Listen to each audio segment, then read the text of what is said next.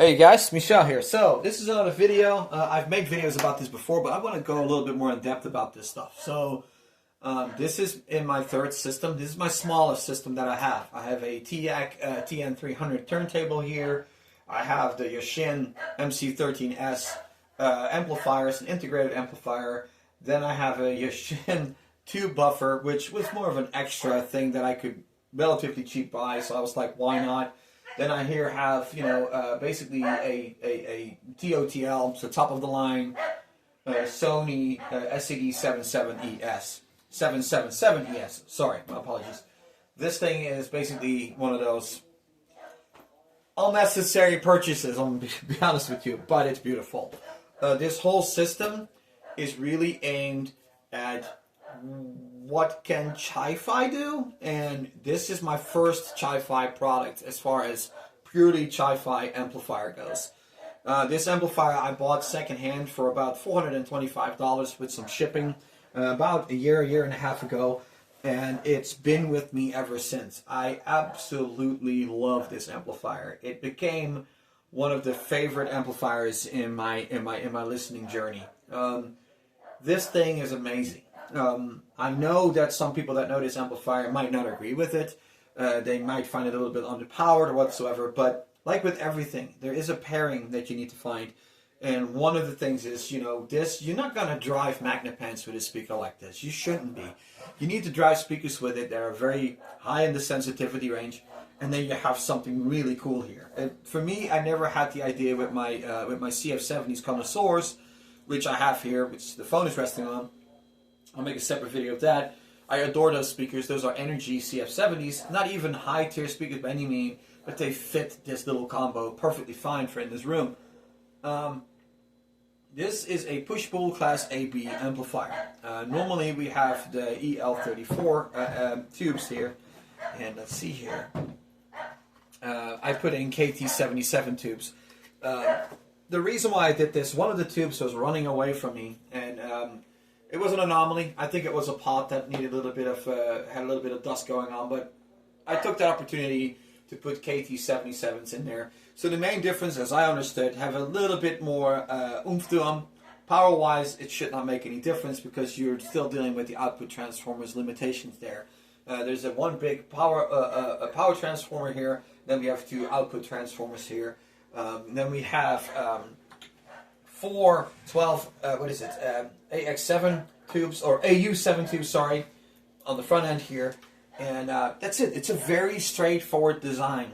Now, what's really awesome about this amplifier is the build quality. Everything has a nice steel chassis, really well finished. We have a thick, almost a quarter, actually a half-inch thick bezel. It's all aluminum, brushed aluminum. These products look legit good. You have bias ports here, so you can adjust your bias by yourself. So you don't need to do any crazy calculations or crazy things to this amplifier to make this work. This thing is really cool. I'm actually going to power it on for a second here. This is a 2 times, I would say 20 water, if that. It just runs. It just does what it's supposed to do. It has 1, 2, 3, 4, 5 input selections that you can do. So it has ample things there to choose from. The terminals on the back too, they look very high quality actually. This whole amplifier, for the price that you buy these things for, it's actually a no-brainer.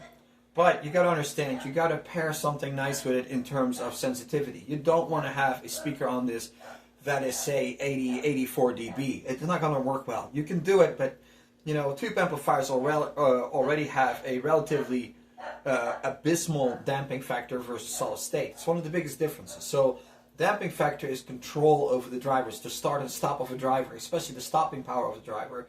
That's where tube amplifiers struggle with a little bit. You will notice that when you have a lower sensitivity speaker on something like this, you want to go solid state, which is actually more feasible with speakers that are a little bit harder to drive.